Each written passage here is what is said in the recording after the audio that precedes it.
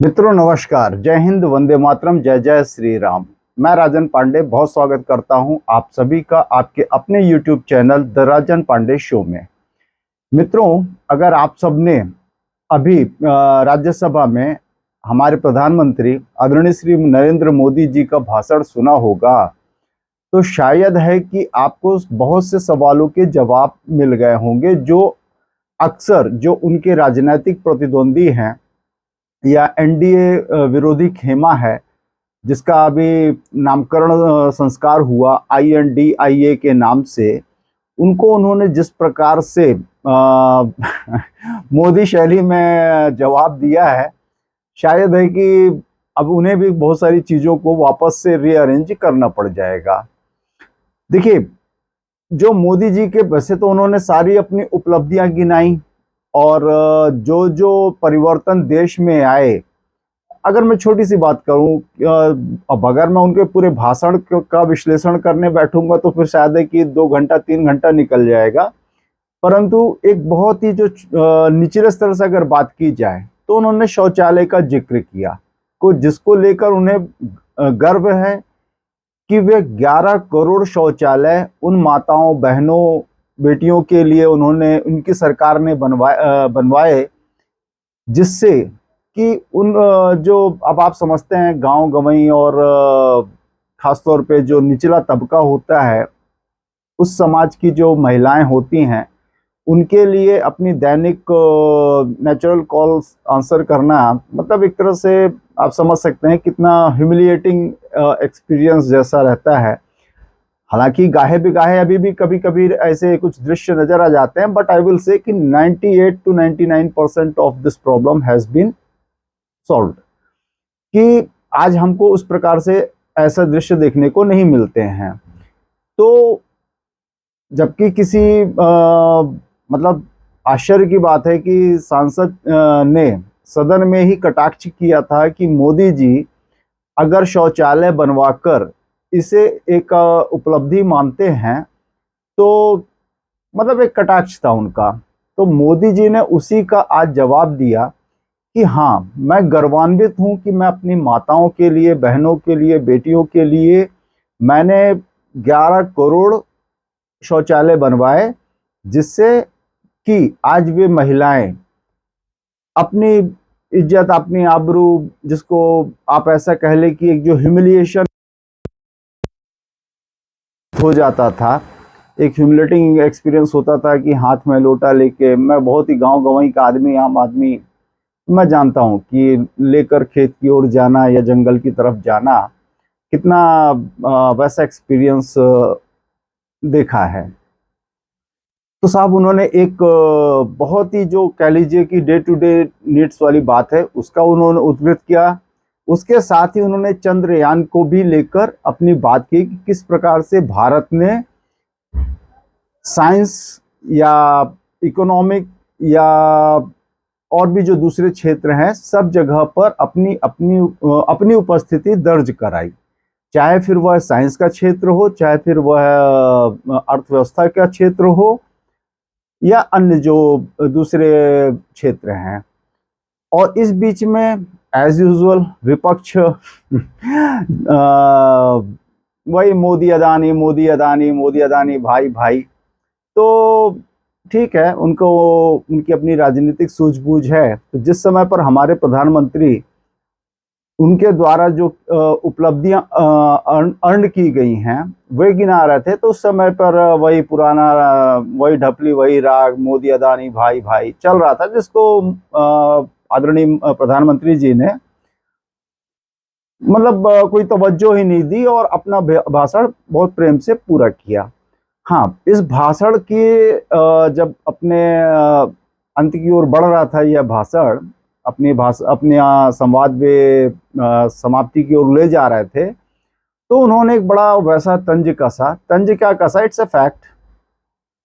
उन्होंने गांधी नेहरू फैमिली को बकायदे नाम लेकर उन्होंने साफ साफ कहा कि यह देश किसी एक परिवार की बपौती नहीं है, कि जागीर नहीं है, जैसा कि एक दल विशेष इसको ट्रीट करता है। अब देखिए, नेहरू जी का नाम अभी फिलहाल मोदी जी लेकर नहीं आए थे। जब से चंद्रयान का प्रक्षेपण हुआ तब से कांग्रेस ऐसा कोई अवसर नहीं छोड़ रही थी, कोई प्लेटफॉर्म नहीं छोड़ रही थी कि जहां पर वह श्रेय नेहरू जी को न दे रही हो। कि यह सारी जो उपलब्धि है, आज अगर चंद्रयान 3 का सफल प्रक्षेपण हो पाया है तो only person who should be credited should be Nehru. ठीक है साहब, वे देश के प्रथम प्रधानमंत्री थे। उन्होंने इसरो का गठन किया एज क्लेम्ड बाय कांग्रेस। हम सब स्वीकार करते हैं उन्होंने जो जो कुर्बानियां दी अपने देश के लिए, वह सब स्वीकार है। तो क्या देखिए, प्रधानमंत्री जी का इशारा दूसरे जो महापुरुष हुए जिन्होंने स्वतंत्रता संग्राम में अपना सर्वोच्च बलिदान दिया, क्या वे नगण्य हैं? मतलब आज आजादी के संवट 75-76वें साल में हम प्रवेश कर गए हैं, उसके बाद भी एक दल विशेष का जो माइंडसेट है वह आज भी एक परिवार विशेष से ऊपर उठ ही नहीं पाया है। या अगर आप यूं कहें कि शायद है कि वे इस पूरे ब्रह्मांड का जनक, और जो भी इस ब्रह्मांड में कुछ अच्छा हो रहा है वह सब उनके लिए उस परिवार की वजह से ही है। नाम लेना मैं जरूरी नहीं समझता, क्योंकि आप सब बखूबी जान रहे हैं कि हमारे प्रधानमंत्री जी का इशारा किस तरफ था। खैर साहब, इसके अलावा और भी जो उन्होंने उपलब्धियां गिनाई, उसमें यह भी बताया कि कैसे जो देश के लिए सर्वोच्च बलिदान दिए हमारे सेनानी, हमारी सेना के जवान, तो उन्होंने अंडमान निकोबार के कुछ द्वीपों का नाम उन सेनानियों को समर्पित किया। और साथ ही कैसे नेताजी सुभाष चंद्र बोस के नाम पर उन्होंने द्वीप का नामकरण किया। उनका जो सबसे बड़ा तंज यह था कि जब तक एक दल विशेष नेहरू जी का नाम देश की किसी भी उपलब्धि से जोड़ ना ले, तब तक उनको जिसको बोलते हैं कि अजीर्ण होना या अपच होना, अपच की स्थिति बनी रहती है। वे गाहे बेगाहे, देखिए आज मोदी जी किसी भी प्रकार से शायद है कि अपने खास विरोधी दल को बख्शने के मूड में नहीं थे। तो उन्होंने एक और भी बड़ा चैलेंज फेंक दिया कि अगर उनको नेहरू जी को लेकर इतना गर्व है तो क्यों नहीं नेहरू सरनेम को उनके परिवार के लोग अपनाते हैं। बात में दम है।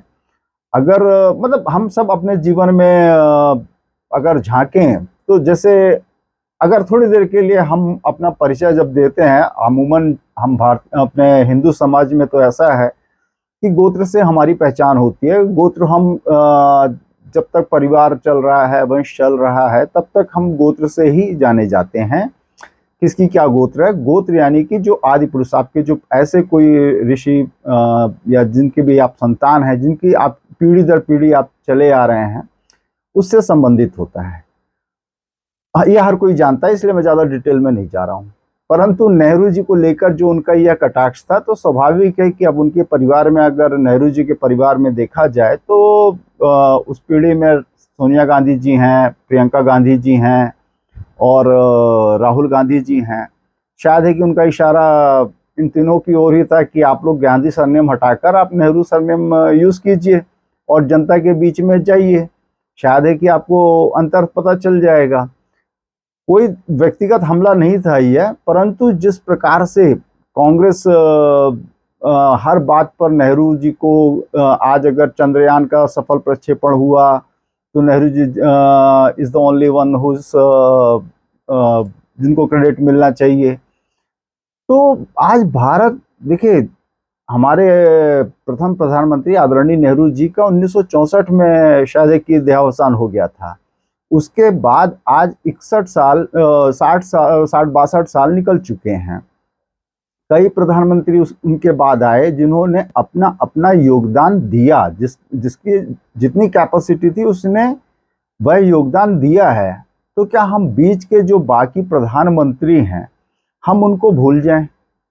नहीं ना। और साथ में और भी ऐसे कई स्वतंत्रता सेनानी other than Gandhi Nehru family, बहुत से, तो मैं अभी ऐसा मानना है मेरा कि they are many unsung heroes जिनको शायद है कि हिस्ट्री में जगह ही नहीं मिल पाई। हाँ, कुछ नाम हम जरूर जानते हैं, चाहे फिर नेताजी सुभाष चंद्र बोस हों, शहीद आजम भगत सिंह जी हों, राजगुरु जी हों, सुखदेव जी हों, और बिरसा मुंडा जी हों, रानी लक्ष्मीबाई जी हों, चंद्रशेखर आजाद जी हों, फड़के साहब हों, मतलब बहुत लंबी लिस्ट हो जाएगी। तो आज इनके नाम से कितनी सरकारी योजनाएं चल रही हैं। बकौल हमारे आदरणीय प्रधानमंत्री जी, उन्होंने साफ बताया कि 600 प्लस 600 प्लस सरकारी योजनाएं सिर्फ और सिर्फ एक परिवार के जो सदस्य हैं उनके नाम पर चल रही हैं।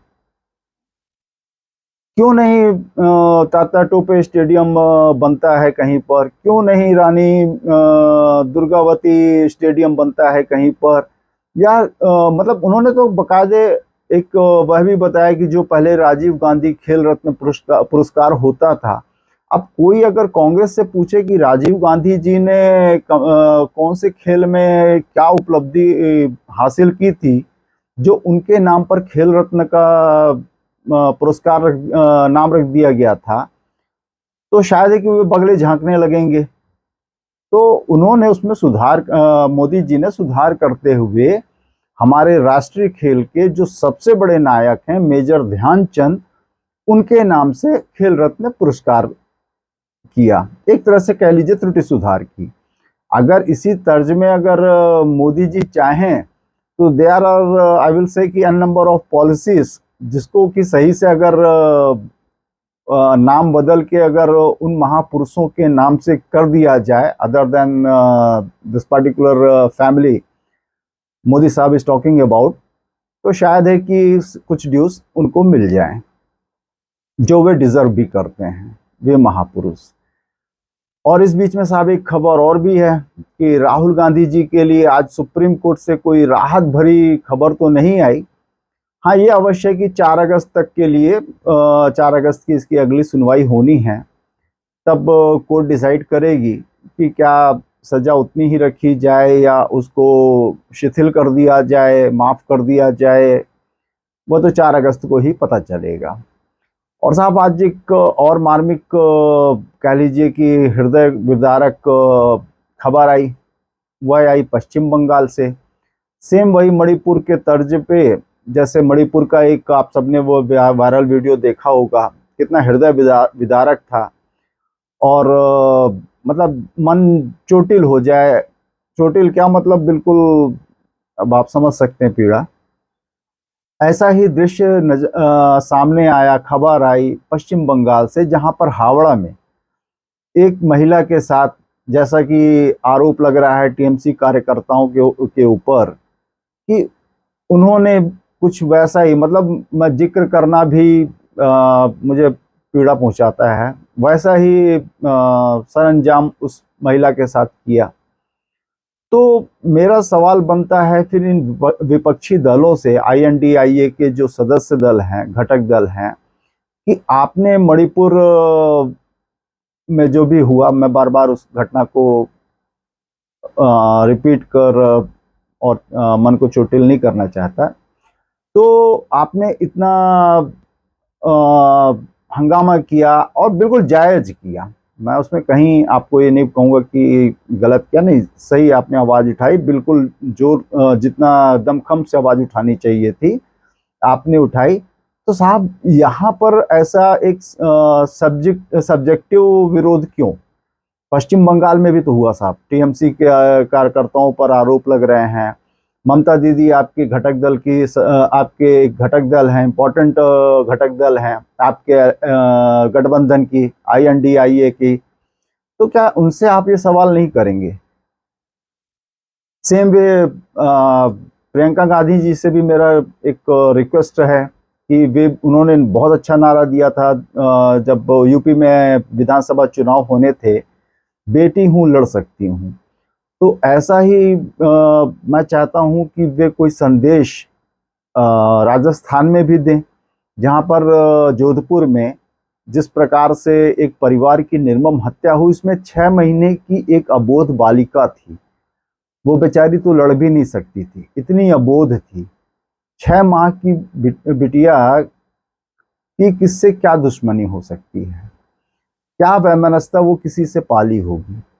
परंतु जिस प्रकार से निर्ममता और बड़ा मतलब वो अगर आप सीन देखें तो फोटो देखें या जैसे भी, तो शायद है कि प्रियंका गांधी जी, राहुल गांधी जी, सोनिया गांधी जी कुछ आवाज उठाएं अपनी सरकार के लिए जो कि राजस्थान में है, तो उनकी जो आवाज है मणिपुर वाली, उसमें वजन बढ़ जाएगा।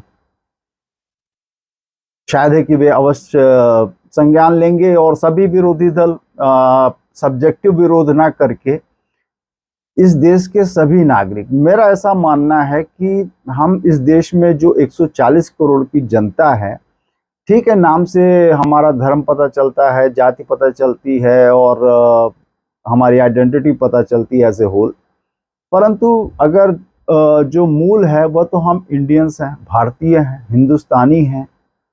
तो आवाज सबके लिए उठे और उसी दमखम से उठे जिस तरह से मणिपुर के लिए उठी।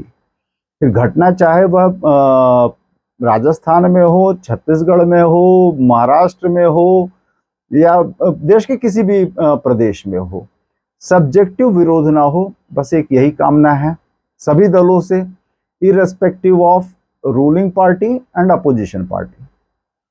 आई होप कि आप सबको यह संवाद पसंद आया होगा। पसंद आया होगा तो प्लीज लाइक का बटन दबाना बिल्कुल ना भूलें, ज्यादा से ज्यादा शेयर करें और चैनल पर नए हो तो सब्सक्राइब भी अवश्य करें। जय हिंद, वंदे मातरम, जय जय श्री राम।